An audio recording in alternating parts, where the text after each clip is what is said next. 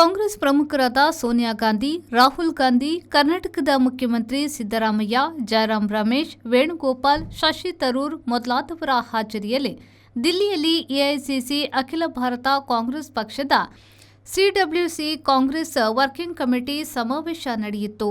ಮೊದಲ ಮಾತುಕತೆಯ ಬಳಿಕ ಮಲ್ಲಿಕಾರ್ಜುನ ಖರ್ಗೆಯವರು ಪತ್ರಿಕಾಗೋಷ್ಠಿ ನಡೆಸಿ, ಮನರೇಗಾ ಕಾರ್ಯಕ್ರಮ ರದ್ದುಪಡಿಸಿರುವುದರ ವಿರುದ್ಧ ಜನರು ಸಿಟ್ಟಿಗೆದ್ದಿದ್ದಾರೆ. ರಾಮ್ ಗಾಂಧೀಜಿಯವರಿಗೆ ತೋರಿಸಿರುವ ಅಗೌರವವಾಗಿದೆ. ಅಲ್ಲದೆ ಹೊಸ ಕಾಯ್ದೆಯು ಕೆಲಸದ ಗ್ಯಾರಂಟಿ ಶಬ್ದವನ್ನ ಹೊಂದಿಲ್ಲ. ಇದರ ವಿರುದ್ಧ ಪಕ್ಷವು ಇತರರನ್ನ ಸೇರಿಸಿಕೊಂಡು ದೇಶದ ಉದ್ದಗಲಕ್ಕೂ ಪ್ರತಿಭಟನೆ ಹಮ್ಮಿಕೊಳ್ಳಲಿದೆ ಎಂದು ಅವರು ಹೇಳಿದರು. ಬಾಂಗ್ಲಾದೇಶದಲ್ಲಿ ನಡೆದಿರುವ ವಿದ್ಯಮಾನವು ಕಳವಳಕಾರಿಯಾಗಿದೆ. ಎಸ್ಐಆರ್ ಮೂಲಕ ಸಾಕಷ್ಟು ಅರ್ಹ ಮತದಾರರನ್ನ ಬದುಕಿರುವಾಗಲೇ ಕೊಲ್ಲಲಾಗಿದೆ ಎಂದು ಅವರು ಹೇಳಿದರು.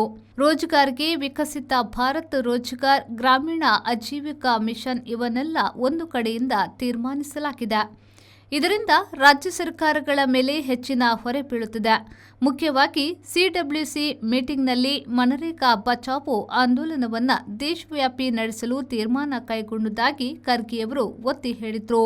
2026ರ ಜನವರಿ 5ರಿಂದ ಈ ಆಂದೋಲನ ಆರಂಭವಾಗಲಿದೆ ಎಂದು ತಿಳಿಸಿದರು. ಎಸ್ಐಆರ್ ಮತ್ತು ರಾಮ್ ಪ್ರಜಾಪ್ರಭುತ್ವದ ವಿರುದ್ಧದ ದೊಡ್ಡ ಕುತಂತ್ರವಾಗಿದೆ. ಎಲ್ಲವನ್ನ ಕಾಂಗ್ರೆಸ್ ಪಕ್ಷವು ಪ್ರಜಾಸತ್ತಾತ್ಮಕ ರೀತಿಯಲ್ಲಿ ಎದುರಿಸಿರುವುದು ಎಂದು ಅವರು ಹೇಳಿದರು. हम शपथ लेते हैं कि भारतीय राष्ट्रीय कांग्रेस पार्टी अग्रणी भूमिका लेते हुए 5 जनवरी से मनरेगा बचाओ अभियान की शुरुआत करेगी।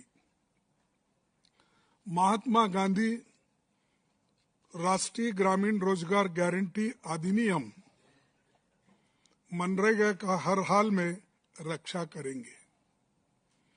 मनरेगा कोई योजना नहीं बल्कि भारत के संविधान से मिला काम का अधिकार है।